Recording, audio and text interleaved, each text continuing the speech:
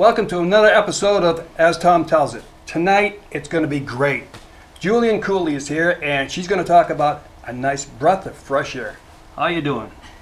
Good, Thom. How are you? Great. Thanks for showing up. My You're going to show me how to breathe right tonight? Get it all together? All right. What is it all about? How'd you get started? How do you help people? Well, we don't think too much about the breath. I mean, it's something we take for granted every single day. However, there are really some great techniques to help you reduce stress, improve your health, and even energize you. So how I got into the breath, I'm a singer. So breathing is very important in singing. And I was into opera. So opera singing, the breath control is really, really important. So when you go for voice lessons, your teacher will have you lay down on the floor, put a book on your stomach, actually see the book. That's cool. Yeah, rise and fall. So the breath was important for the singing. But unfortunately, as I went along, I suffered from some chronic health issues too.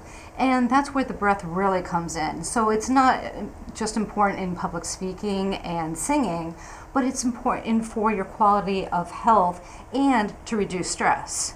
We have so much stress in our lives. I mean, as soon as you wake up, if you turn on the news, you know, it gets you from the moment you wake up to the moment you fall asleep at night.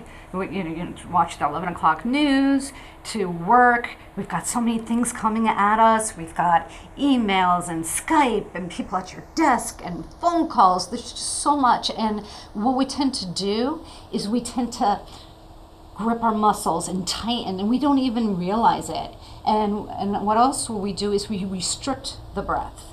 And after you do that, and you make that a habit, and of course it's unconscious, then it starts to develop some muscular pain, and it can even develop health problems. So by doing some simple breathing techniques every single day, you can help loosen those knots that you have.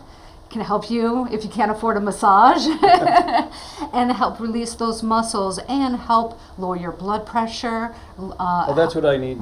I need that one, and the stress, and the mother-in-law. Well, I won't help with that, but it will help you with your response too. There you go. Yeah. That's what I like. So it helps alleviate digestive issues and really helps improve your quality of life. And there's some very simple techniques that you can do. There's a reason why the breath techniques are so powerful in like yoga and qigong, meditation. They're very integral. When you do yoga, it's not just about the poses or about the exercise, it's about the breath and releasing those muscles in those different poses. Could you start at a young age, or is this just for grown-ups, or what? Oh, absolutely. In fact, babies are known to do this. Babies are perfect. Oh, really? Okay, if you ever watch a newborn baby, of course you lay them on their back in a crib. They naturally breathe from the diaphragm because they don't have that tension. What's great about babies is when they're stressed out, they'll let you know it. They'll have their tantrum, they'll cry, they'll scream and cause you stress, but they release it all and then they let it go. If you ever notice like a little toddler, they'll throw a little temper tantrum and they'll be very upset because somebody took their toy or they didn't get their favorite swing on the playground. But they'll throw that temper tantrum and then they'll let it go, and 5 minutes later it's like nothing happened because they release it all and they let it all go. However, as you get older, you can't do that. As a 40-year-old in the office, you can't throw a temper tantrum or you'll be fired. So we learn to hold it in. Around the age of 6 or 7, your parents are just going to say, okay, you're too old for that. You can't do that anymore. So what happens? If you feel angry or you want to cry, you hold it in. And you hold the breath while doing that. So what's really interesting about the breath is that it's tied into your emotions. You can change your emotions just by changing the breath. If you're really angry, notice the next time you're angry, you're clenched, okay? And you're holding that breath. There's a reason they tell you to count to 10 before. Oh, okay. Oh, that's the correlation. Okay. Yes, absolutely it is. If you're really angry, a great technique is to work with the breath. We're going to cover some exercises today that can help with stress, and also with energizing you, and even with sleep. If you find yourself you're about to cry and you don't want to cry because you're in a public place or you're at work or you're really angry, notice your breathing. Just pay attention, and then take a deep breath through the nose, and then exhale slowly through the nose. And that's going to help calm. It's going to help lower your blood pressure. It's going to prevent you from clenching. And then that's going to actually help the emotion too, so that you can communicate it in a more proactive way rather than losing temper. Can I do deep breathing if I feel tired? The middle of the day, early afternoon, you know. There's actually an energizing breathing technique that you can do. The breathing technique that we're going to go over today, you can't really do in public. But if the bathroom is free and nobody's in there, there's a great technique called the breath of fire from the Kundalini yoga tradition. If you want to practice it right now, we can go over it. So this is a little bit out of comfort zone for most people. So how you actually begin it to get the rhythm is you pant like a dog through the mouth. This. Bruce, you better get this on tape. Just to get the rhythm. But then you do it through the nose. So it's like this.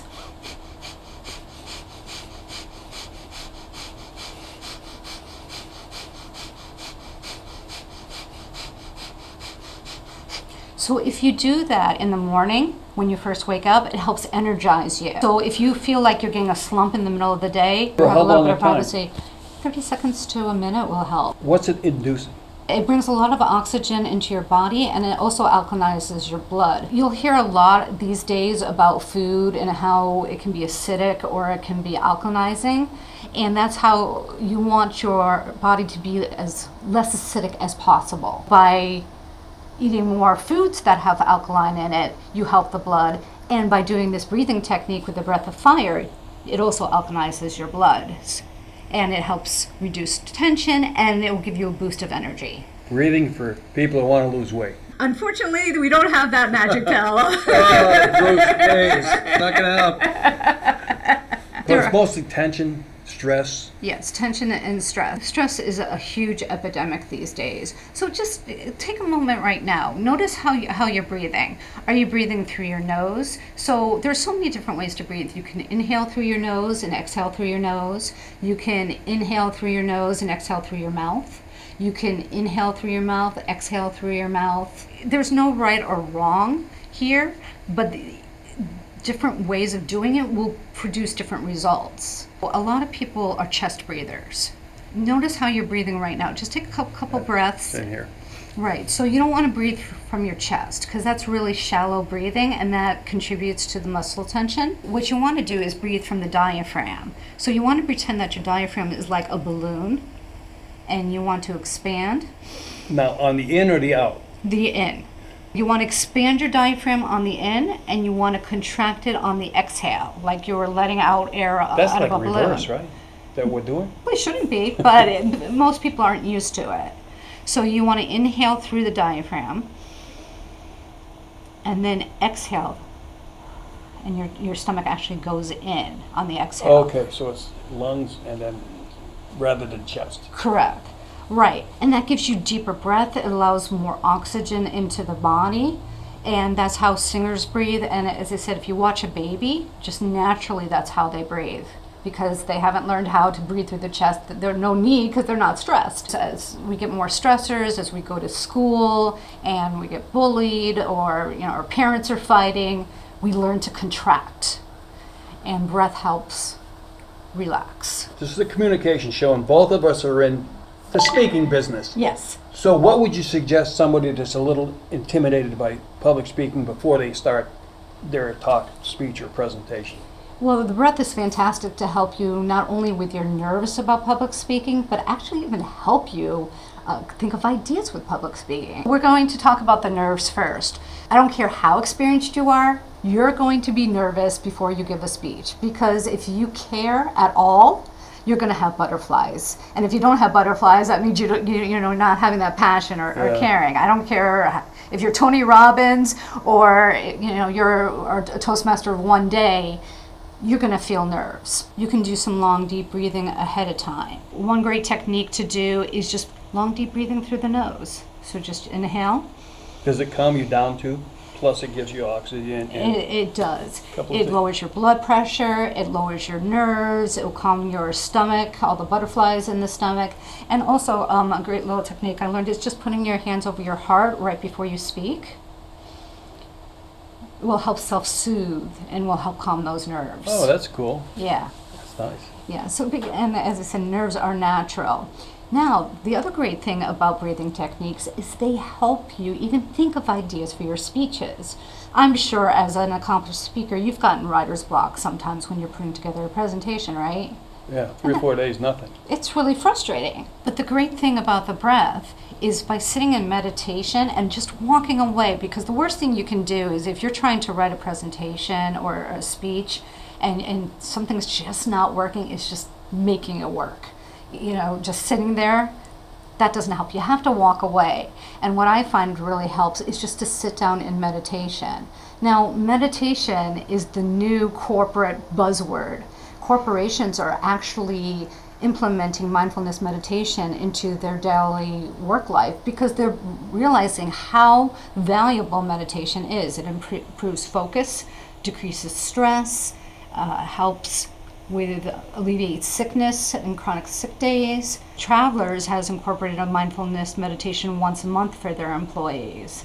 And other corporations, Google, I believe, they have meditation rooms, and Facebook, all the big corporations are having meditation because they realize people think better if they are relaxed. All meditation is sitting down and breathing. You're going to teach me how to breathe this way. Is there a beginners you should do for a couple of weeks to get used to doing this? How many times a day should you do it? Where? Wherever you're going to be not interrupted in your house. What I like to do is to do it before work. I have a little, what I call my blue room. It's my sanctuary. It has all blue walls. I call when I needed blue room therapy. And I just sit for 5 minutes. That's all it takes. People get intimidated because they'll hear about, people do an hour and a half in the morning and an hour and a half at night. No, that's too much to put on yourself. Even 5 minutes a day is going to work wonders. So all you have to do is sit. You can sit in a chair.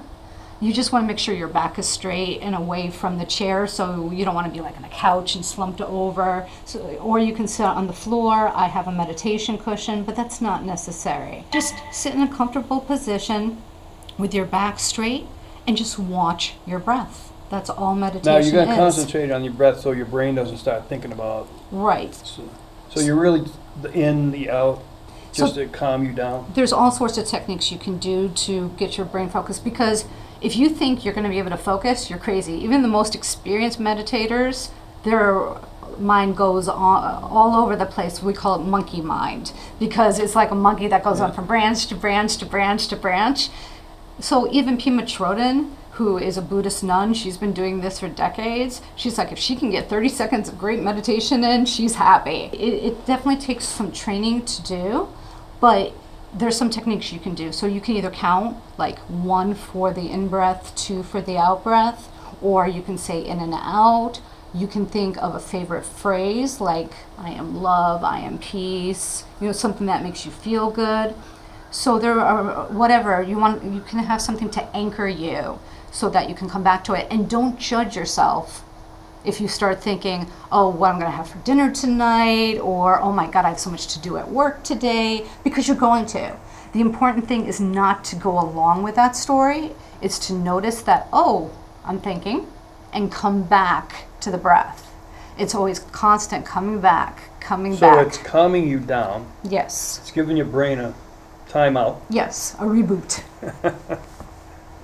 So how that can help with creativity is if you have writer's block or you're just frustrated with anything, by practicing meditation, because you're not actively trying to problem solve or think of something, ideas will come to you. I was entering the international speech contest for Toastmasters. I had an idea and it just wasn't working. I was so frustrated with it. I was like ready to say, I'm dropping out, I'm not going to do this.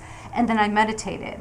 And then after the meditation, I came up with some really great ideas, and I was able to revamp the speech. It will come to you because you're not forcing it, because you're giving your mind a rest. The problem is today we have so much coming at us at all times that we're always what we think is multitasking. There's no such thing, but our minds are gone at all times. Social media, your kids are calling you, your husband or your spouse wants something. You're demanded so much at work that your mind is going, and never gets the silence and the rest that it craves. When you give the silence and the rest that the brain really wants, that's when ideas come. That's when the spark of creativity comes. That's when a problem that you're trying to solve, you'll get the solution to all of a sudden. But you can't force it. I have a problem going to sleep. It takes me like an hour and a half, left, right. Is there any breathing that can slow everything down? Absolutely, there is. Dr. Andrew Weil, he is a holistic doctor. He has a technique that he calls the 4-7-8 breath, and we can practice it now. What you do is you inhale for a count of 4, you hold it for a count of 7, and you exhale through your mouth for a count of 8. Whoa! So you're only going to get like 5 breaths in a minute. That's pretty good. That's Right. that Buddha thing. But that's the point. Oh, okay. Because when your breath is shallow, you're taking a lot of breaths per minute. You want to slow it down. I mean, if you can slow it down to like 6 breaths per minute, that's fantastic for your blood pressure and for your stomach, all the benefits that we talked about before. So that's why this helps, because it's going to help calm your mind. So let's try a couple rounds of it. Okay, so we're going to. What are we going to do now? We're going to. I'll even count for you. Okay, so we're going to inhale for a count of 4. So you're going to breathe slow. Inhale Yes. slow. Okay. We're going to hold it for a count of 7, and then we're going to exhale with a little bit of a sigh for a count of 8. So I'll do it with the Do fingers. the numbers because I'll be out by 7. Right? So let's do that 3 times, okay? And I'll count to help you. Okay. All right. So we're going to inhale for 4, hold for 7,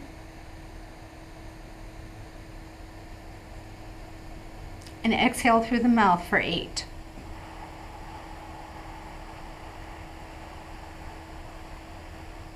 Let's try that 2 more times. So inhale for 4, hold for 7, and exhale for 8.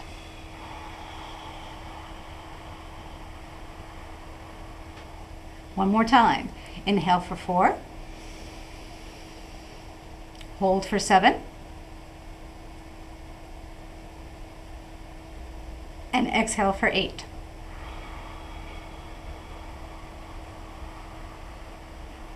How did that feel? I see the light. No, but how did I'm that, about to pass out. how did it feel? Nice and calm. The important thing is, because when we get stressed, we tend to inhale and hold it. That's what causes the muscular tension. When you exhale for twice as long as you inhale, that helps get all the breath out, and it helps release the stress and release the tense muscles. So the exhale is really the more important part of it, and that's why it's twice as long. That's cool. That's cool. You're going to have to write that down for me. 4, 3, 2, 1. I will write it down Now, for you. so how do you go about showing people these techniques? Do you do seminars? I've done adult education workshops. I've given speeches on it. I give presentations on it because it's really important. I think stress is the biggest epidemic we have in the 21st century. I mean, I don't know of anybody who is over the age of 3 who is not stressed out.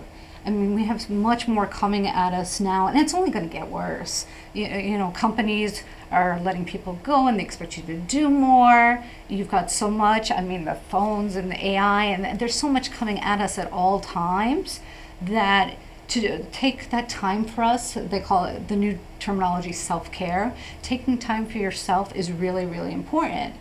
Like, I try to convince my sister to take time. She has 4 kids under the age of 9. So needless to say, she has a lot of stress.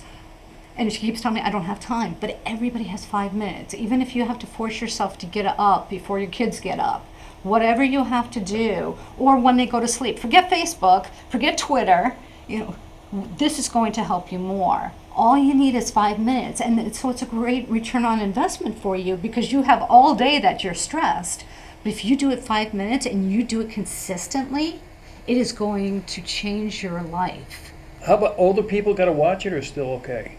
What do you mean? Like, somebody's maybe 80 or so. This is important for no matter what age you are. It's not going to hurt you. Okay. There's nothing about the breath that can hurt you if you're doing a breathing technique. I mean, if you hold your breath or, you try to go underwater for like a minute. There's a gentleman by the name of Wim Hof, and he has a breathing technique where he has you actually hold the exhale for 2 minutes. That's hard. I can't do it. I've tried to build up to it. So, I mean, if you do something like that and you do it underwater, yeah, it's dangerous. If you do it and you feel good, that's what it's about, the self-care. So it's really important in this day and age to take time for ourselves in whatever stress reduction speaks to us. But from what I've found, meditation helps everybody. And when people think of meditation, they think of Buddhists, monks. It has nothing to do with religion. All it is sitting there and breathing. And then once your mind starts to go, bringing it back again and again Is and it again. going to help me at 5 o'clock in New Haven on 95? Yes. Okay. Oh, It's not absolutely. distracting for driving. No. Okay. No, not at all. Just do so, when you feel that road rage coming on and you want to call that driver or something, or somebody cuts you off, watch. First of all, observe. What you're probably doing is taking a quick inhale and going and clenching. Yeah. So when you notice yourself And saying something. Right. But instead of doing that, and exhale. There is a great breathing technique called organic psychotherapy because it gets into deep places. This is one of my favorite breathing techniques. So you inhale through your nose and you exhale through your nose, and you inhale through puckered lips like this, and you exhale through puckered lips. And you repeat. So it's inhale through the nose, exhale through the nose,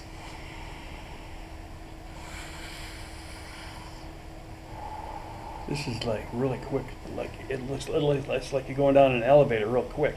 That one's a great one to do when you feel road rage. Oh, okay. Because it calms you down so quickly, and you can do that in the car. It's not going to distract you from your driving. Now, the breath of fire that we learned a little bit earlier, that's a little more distracting. If you're going to do the breath of fire, you should be sitting down in somewhere quiet, because otherwise people are going to look at you kind of strangely if you start going.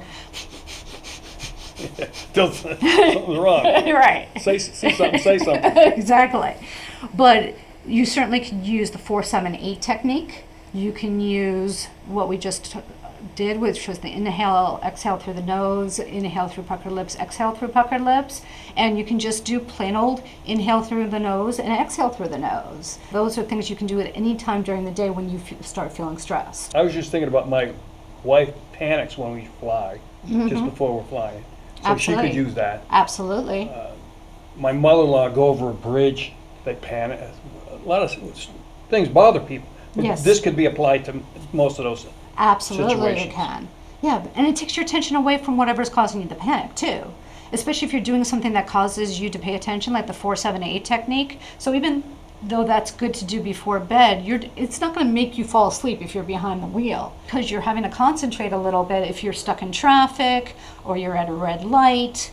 Again, I probably, unless you're really experienced with it, I probably wouldn't do it while you're driving, because if you're trying to count, you want your full attention on the So I road. like the one where But if you're in a red light or you're in traffic and you're frustrated with the traffic, it's a great technique. let's go over those 2 or 3 again with the numbers. Not that I'm going to do them again. Okay, the first one was. The 4-7-8 Okay, technique. so what are we going to do? So you're going to inhale for a count of 4. Yep. You're going to hold for a count of 7, and exhale through your mouth for a count of 8. And I'll make it easy for you. I'll count with my fingers. Oh, there we go. So inhale for 4. Hold for 7. And exhale through your mouth for 8.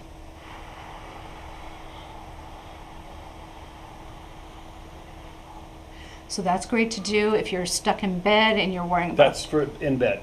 in bed, or you can use it for any time you need to de-stress, but it's good for insomnia. What's the next one we did? Just plain old easy inhaling and exhaling through the nose. So just long, deep breathing. And So this is, what's this going to help? What situation? anytime you feel stressed. Okay. And this isn't obvious, so you can do this anywhere. You can do it at your desk if you're really frustrated, if you had like a really aggravating meeting, or you just found out you're gonna have to work a couple hours of overtime, whatever stressful situation you have. So just simple, inhale as long as you can through the nose, exhale as long as you can through the nose. But you're not using this. No, you gotta use the diaphragm. Very important to use the diaphragm. And push the gut out or in? In on the exhale. Yeah, So out on the inhale, like a balloon. So you're blowing up a balloon, what happens? goes out. Right. And then what happens when you let the air out of a balloon? It contracts, it goes in. So there's no chest. No chest. Just the diaphragm. Your diaphragm is a balloon. Okay, now I'm in the car. Okay. You're in the car and you're really stressed and you want a really quick fix. You inhale through the nose. Exhale through the nose. Inhale through puckered lips. Exhale through puckered lips. So if I did that like 4 times, the guy could cut in front of me. Go ahead, fine. It takes time. These are not quick fixes. That's the whole thing with holistic health. People want their instant pharma. They want to be corrected instantly. Well, guess what? The problem didn't happen instantly. It's not going to be fixed instantly. However, with consistent practice, you are going to see that your stress is going to start reducing. You're going to see that things that used to upset you before, you react much more calmly to. So you want to notice that. You want to see, hey, this really would have stressed me out a couple of years ago, but now that I practice meditation every day, it doesn't bother my day at all. Let's recap from the beginning so we get it one more time so everybody gets it. You want to breathe through your diaphragm. Some great techniques, 4, 7, 8. Inhale and exhale through your nose, long deep breathing. If you need energy, breath of fire. And if you really want a quick fix for when you're feeling emotional, you inhale through your nose, exhale through your nose, inhale through puckered lips, and exhale through puckered lips. And it's all in the breath. It's all in the breath. So they can get a hold of you, you're local, you're in Yes, Connecticut? I'm in East Hartford. Oh, that's not far away at all. I'm on LinkedIn and on Facebook. There you go. You can connect with her if you look at the show at the end. So I want to thank her for coming today. And remember, you got some tips coming out. This is it for this episode of As Thom Tells It. Thanks again. Thank you. Stand there and look at me for a second. Welcome to Thom's 2-minute tips or less. Tonight, tip, body language gestures. I'm going to show you 5 body language gestures that'll absolutely help your presentation and increase it by 50%, 60%, maybe even 75%. Let me show you what I'm talking about.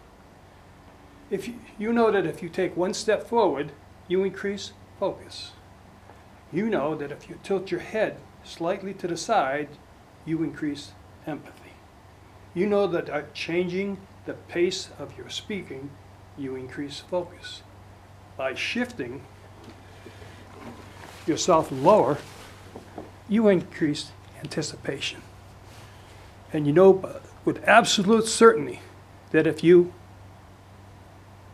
pause, you get absolute and undivided attention.